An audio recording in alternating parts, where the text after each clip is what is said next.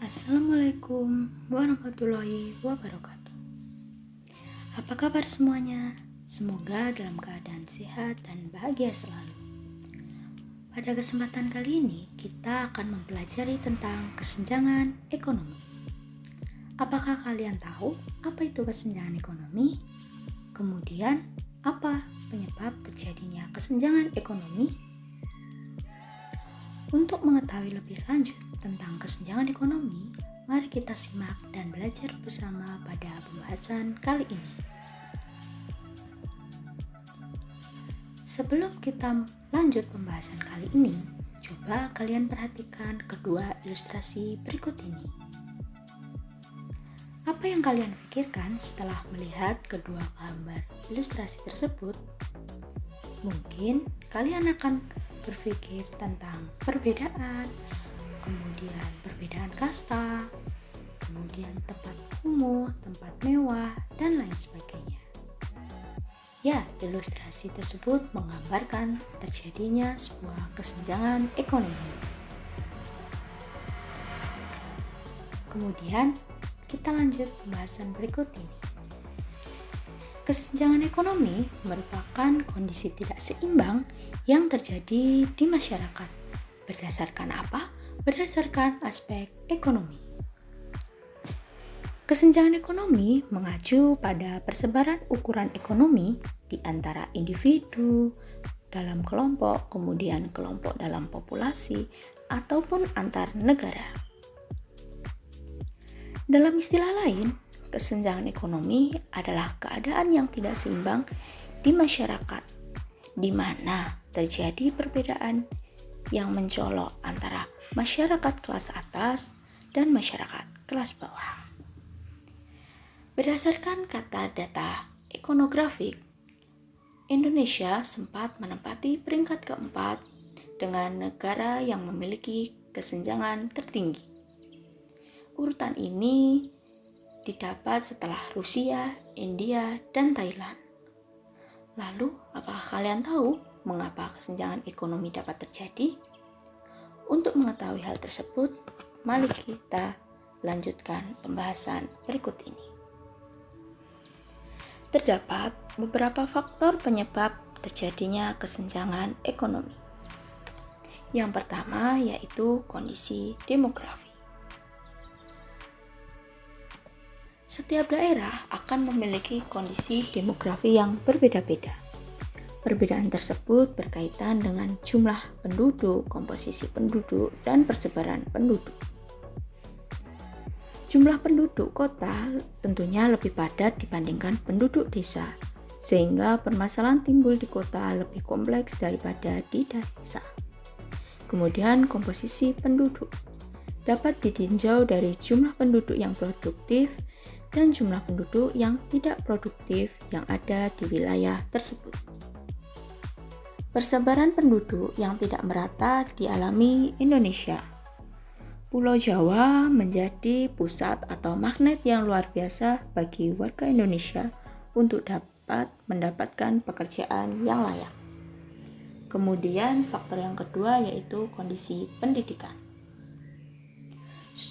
Kondisi pendidikan merupakan hal yang harus dipenuhi untuk semua masyarakat atau suatu penduduk. Pemerintah Indonesia harus menjamin pendidikan bagi seluruh warganya.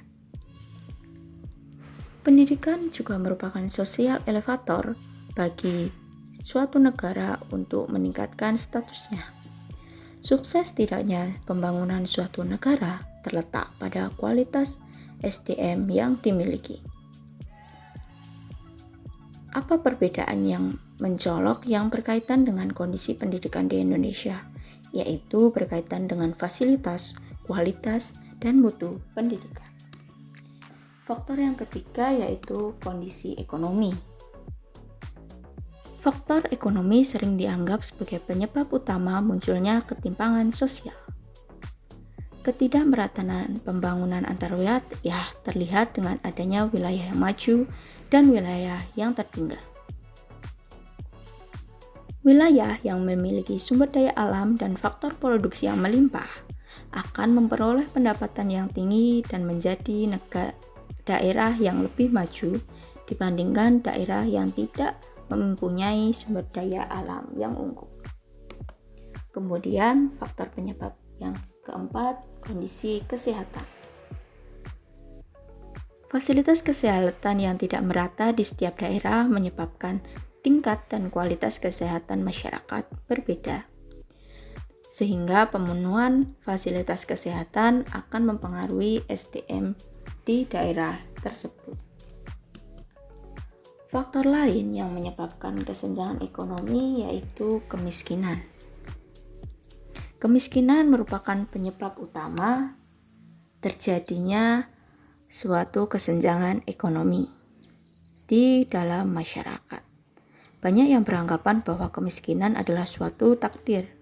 Namun ada pula yang beranggapan bahwa kemiskinan terjadi dikarenakan seseorang tersebut malas, kemudian kurang kreatif dan tidak memiliki etos kerja.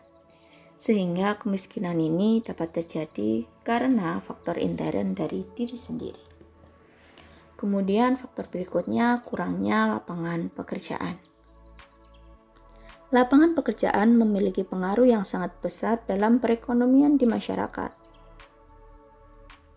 Sempitnya lapangan pekerjaan dapat meningkatkan pengangguran. Kemudian faktor berikutnya yaitu perbedaan status sosial. Perbedaan status sosial terjadi karena adanya pelapisan atau stratifikasi sosial di dalam masyarakat berdasarkan usia, kemudian kekuasaan, kekayaan, maupun kualitas pribadi seseorang. Contoh realitas sosial di masyarakat menunjukkan ketimpangan berdasarkan perbedaan status sosial, atau kadang ada yang menyebutnya si kaya, si miskin. Kemudian yang kaya semakin kaya, yang miskin semakin miskin. Lalu apabila ada faktor penyebab, kemudian ada yang namanya solusi untuk mengatasi hal tersebut. Yang pertama yaitu dengan meningkatkan kualitas pendidikan.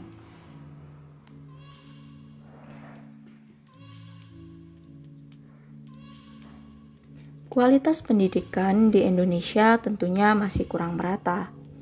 Masih banyak daerah-daerah yang kurang mendapatkan akses pendidikan yang layak. Maka solusi yang dapat diambil untuk mengatasi hal tersebut adalah meningkatkan kualitas pendidikan yang merata. Karena pendidikan merupakan salah satu faktor penting demi memperkuat fondasi perekonomian suatu negara. Solusi yang berikutnya yaitu infrastruktur atau pembangunan infrastruktur. Pembangunan infrastruktur dapat mengurangi terjadinya kesenjangan ekonomi. Tidak dapat dipungkiri bukan, adanya infrastruktur ini dapat menyebabkan lambatnya pengiriman barang di berbagai daerah, sehingga biaya-biaya produksi pun akan meningkat. Adanya pembangunan infrastruktur yang dapat mengurangi kesenjangan yaitu pada sektor transportasi. Misalnya pembangunan jalan tol, kemudian pembangunan rel kereta, maupun pembangunan pelabuhan. Dengan adanya pelabuhan, kegiatan pengiriman dan penerimaan barang tentunya dapat dilakukan secara lebih cepat dan juga dengan biaya yang lebih murah. Kemudian kalian tahu tidak, solusi yang berikutnya yaitu apa? Solusi yang berikutnya yaitu subsidi. Pemberian subsidi dapat dilakukan pemerintah secara langsung maupun bantuan dalam bentuk modal alat kepada masyarakat yang ada di Indonesia. Pemberian subsidi yang tepat sasaran bagi masyarakat dapat menjadi solusi bagi permasalahan kesenjangan ekonomi. Subsidi dilakukan pemerintah untuk meningkatkan kegiatan ekonomi di masyarakat. Apakah kalian tahu apa saja sektor-sektor yang ada yang diberikan subsidi oleh pemerintah?